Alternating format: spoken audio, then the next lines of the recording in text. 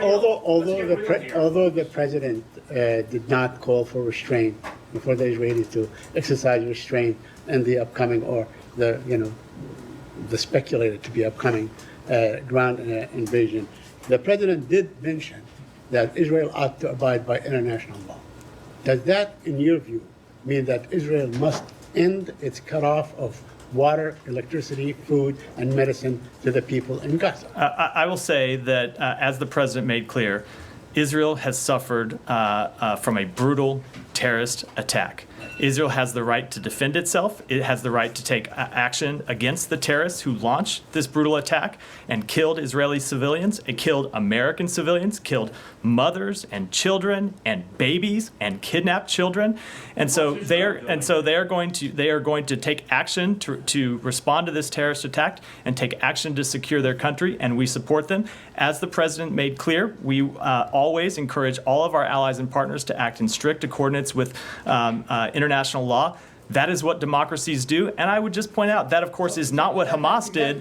Saeed, let me just finish. That is not, Saeed, that is not what Hamas did in coming into Israel and kidnapping and murdering innocent civilians. Will you support in Israel militarily and rightly denounce this horrific and heinous act against Israeli civilians?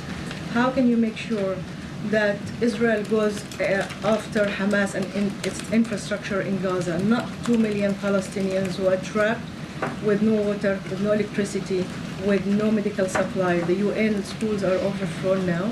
The number of dead is reaching 850 so far, including 6 members of one family of the former ambassador to Washington.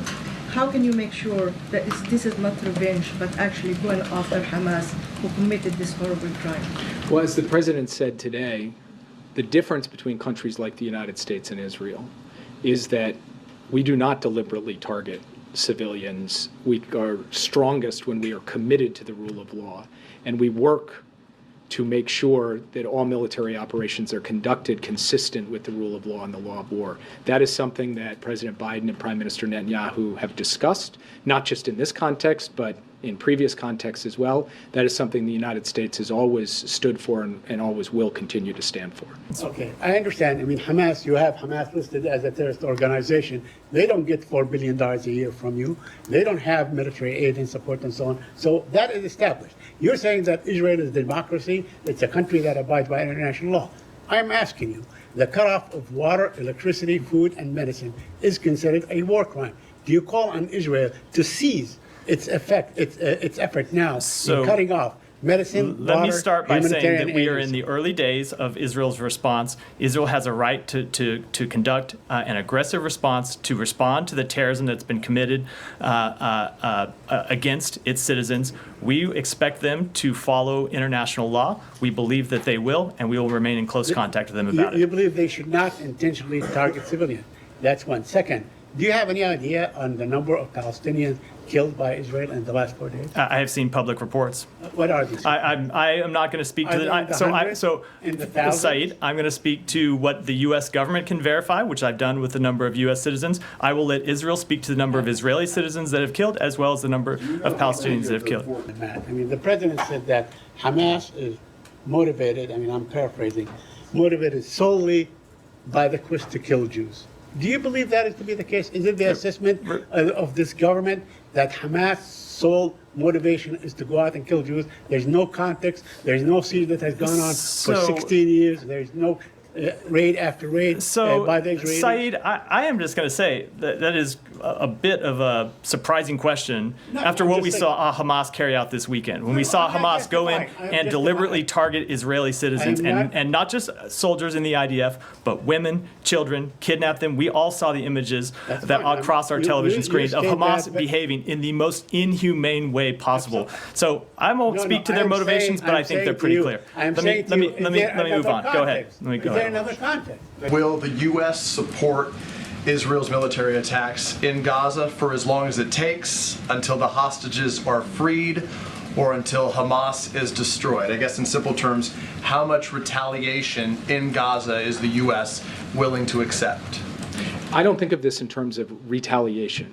This is about providing support to Israel as it seeks to defend its territory and deal with an ongoing imminent threat from Hamas terrorists who, as I said before, are acting a heck of a lot like ISIS terrorists in their barbarity and cruelty. That requires going after Hamas terrorist targets in Gaza, because even as we speak, even as I stand here, there could be rockets flying out of Gaza. Going after those sites, that's not retaliation. That's Israel stepping up to defend itself and ensure the safety and security of the Israeli people. And we're going to support them for as long as they need to ensure that Israel is safe and secure. And I can't put a timetable on that. So to be clear, is the goal the destruction of Hamas, the guarantee that Hamas cannot launch attacks from there, the confirmation that all Americans and Israelis have been secured safely from there?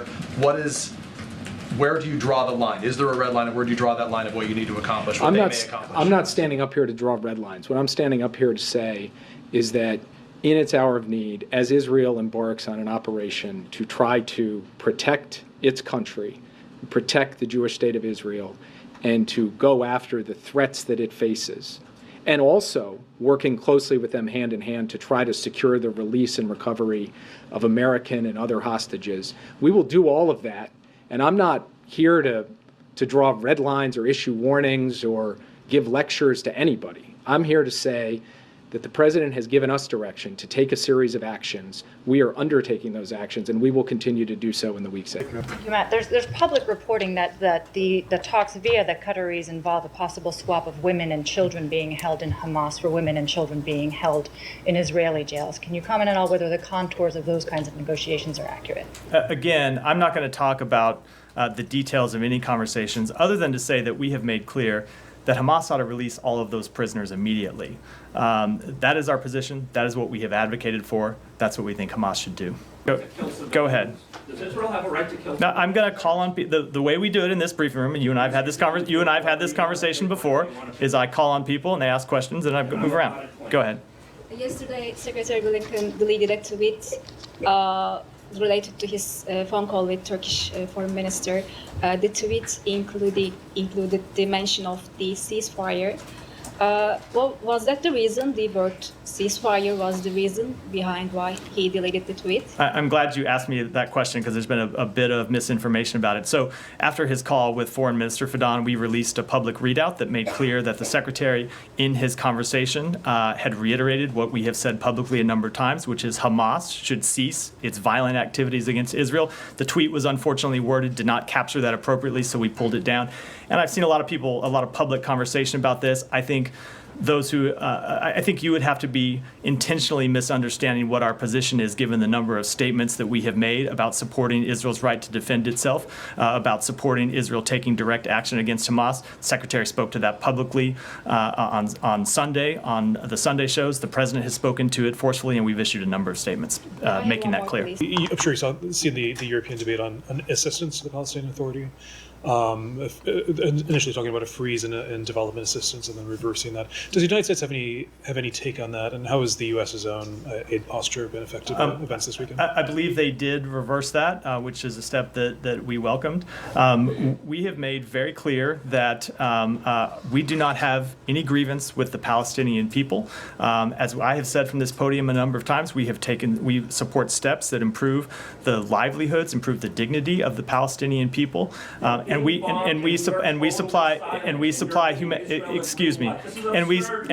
supply humanitarian aid that goes directly to the Palestinian people to benefit them. And I think the point that we would make, this is something the Secretary got into over the weekend. There are two paths forward for the region. There is a path of stability and conflict and normalization of relations with Israel. And then there is a path of death and destruction. And it is Hamas that favors that path of death and destruction. We do not have any quarrel with the Palestinian people, which is why we think it's important to continue to provide humanitarian aid that directly benefits them, not the terrorists who ultimately are going to be responsible for the loss of many Palestinian lives. But Israel is I'm going to ask that this room is not a debating session. It's questions and answers. Go ahead. In March, you condemned Israel's finance minister, Bezalel Smotrich, for calling for wiping the Palestinian village of Huwara off the map.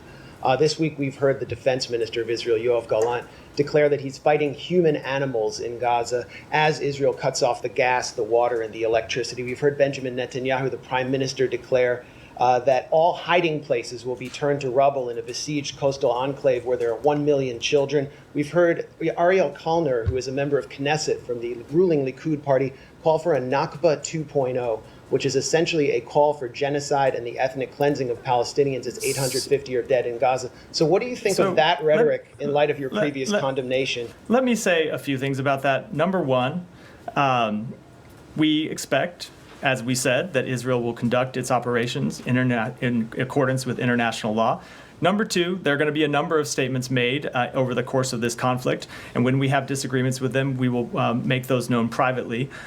Number three, though, let me just speak to this. Number three, some of the questions I'm getting today do seem to ignore the fact that Israel just had hundreds of its citizens killed, people who were taken hostage, and pretend that Israel shouldn't be able to conduct any kind of. Let me just say, Palestinian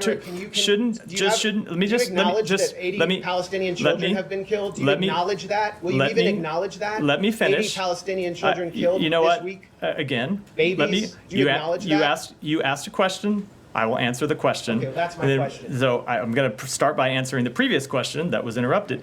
I will say some of the questions seem to pretend that Israel should not be able to conduct operations to defend itself and hold accountable the terrorists who killed civilians. That is not Israel's policy. That is not our policy. It is something that we would vehemently disagree with. Israel has the right to secure its country the way any country does. It has the right to defend itself against terrorism. It has the right to hold terrorists accountable. And I will say, ultimately, the Hamas terrorists who launched these operations, there is no one who has more disregard for Palestinian civilian life than those terrorists. Because those terrorists, let me finish. Those terrorists launched this activity. Those terrorists, again, we seem to have a lot of new people. Those terrorists launched this activity knowing that there would be retaliation, knowing that Israel would have to defend itself as any country did, knowing that it would lead to the unfortunate loss of civilian lives by Palestinians, and they did anyway. Let me go ahead. That's amazing. So baby killing is okay here. Why can't you acknowledge Baby killing is okay here. You can't even acknowledge What is the president's message to members of Congress who seem to be equating the Hamas terror attack with actions that were previously taken by Israel? Look, here's the thing, and which congressional members? Well, there have been some members of Congress who have called for a ceasefire, and they have not gone as far as backing the administration's call for support for Israel. So look, I've seen some of those statements this weekend, and we're going to continue to be very clear. We believe they're wrong. We believe they're repugnant, and we believe they're disgraceful. Our condemnation belongs squarely with terrorists who have brutally murdered, raped, kidnapped hundreds of Israelis. There can be no equivocation about that. There are not two sides here. There are not two sides. We always mourn the loss of civilian life.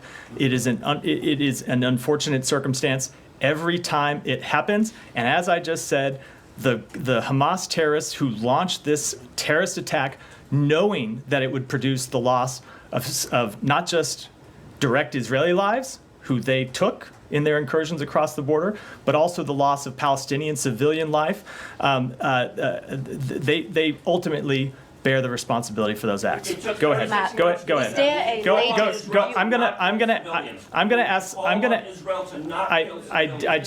just did do that. I would ask you not to talk over your colleague. Go ahead. Matt, thank you. Is there a latest U.S. assessment I just did. on Saudi's position regarding Go ahead. the potential normalization deal with Israel? And Go ahead.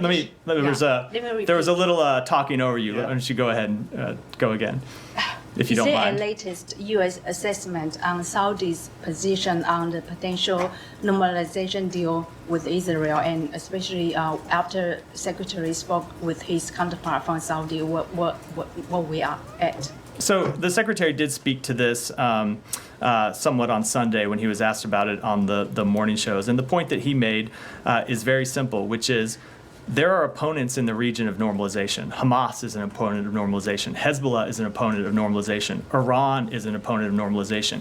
And they seek to prevent normalization exactly through these terrorist attacks. So we do believe that normalization of relations, not just between Israel and Saudi Arabia, but between Israel and other countries in the region, would help bring stability, would help bring peace, would help bring prosperity to the region. So it is a path that we will continue to pursue.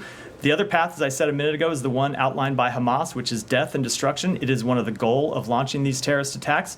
And so we will not be deterred in continuing to pursue further normalization, which, as I said, we believe brings stability to the region. You're normalizing war crimes here, man. Go ahead. You're Go ahead. normalizing war crimes. You're saying you're saying it's okay. I would ask you to stop putting words in my mouth. Go. Yesterday, the president said he was putting police departments on high alert. Can you guarantee that members of the Muslim diaspora or immigrant communities can still feel safe, can still exercise their civil liberties and exercise their criticism of Israel's behavior? Was that part of the conversations, and can you assure those communities that they still have all the rights? I don't have any details of the conversation, but obviously the president is going to be, we're always going to denounce any form, any type of violence, and certainly to keep communities safe, that is something we'll be vigilant about. Do you, I mean, is the concrete, example of the siege that Israel is laying, is that okay in your book? I mean, is that, do you approve that the Israeli approach so far? Look, as I said, it is Hamas who launched these terrorist attacks against Israel. It is Hamas who brutalized Israeli civilians. Israel has every right to respond forcefully to these attacks. It is what any country would do if they saw children being dragged away as hostages, if they saw children being slaughtered, if they saw people that were a music festival being gunned down in mass. Any country would respond forcefully. We support Israel's right to do it. We think it's appropriate to do it. They have to be able to defend and secure their country. Any country would lay a siege. Prime Minister Netanyahu tweeted on Saturday telling residents of Gaza to leave now because we will operate forcefully everywhere. Where is the idea of where people in Gaza will go? This is something also that we have been discussing with our counterparts in Israel and with our counterparts in Egypt. And without getting into the specifics of safe passage for civilians and so forth, I will say it's something that the U.S. government is seized with in supporting how we do that operationally. But the details of that are something that are being discussed among the operational agencies, and I don't want to share too much of that publicly at this time. Imminently, or what is a... I'll leave it at the fact that we are focused on this question. There are consultations ongoing, and I'll share more when I have an update for you. Yeah. Following up on that question about what the president said about talking to the Israeli prime minister about democracies and the laws of war, was that a warning to the prime minister, and why did the president feel that was necessary to bring that up in the call today? It was not a warning.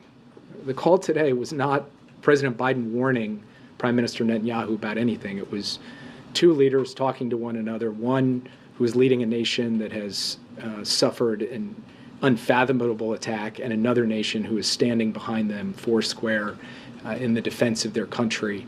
And the conversation carried on in those terms, and the two leaders spoke in a collaborative fashion, as they always do. No, I cannot accept the characterization of your question. Yeah. The European Union says it opposes a total siege of Gaza. What's the U.S. position on that?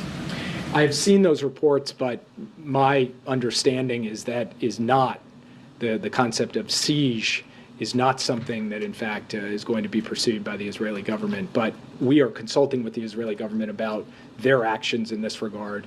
And like I said before to a previous question, President Biden and Prime Minister Netanyahu had the opportunity to talk through the difference between going full bore against Hamas terrorists and how we distinguish between terrorists and innocent civilians. With that, we'll wrap. And with that, we'll wrap for the day.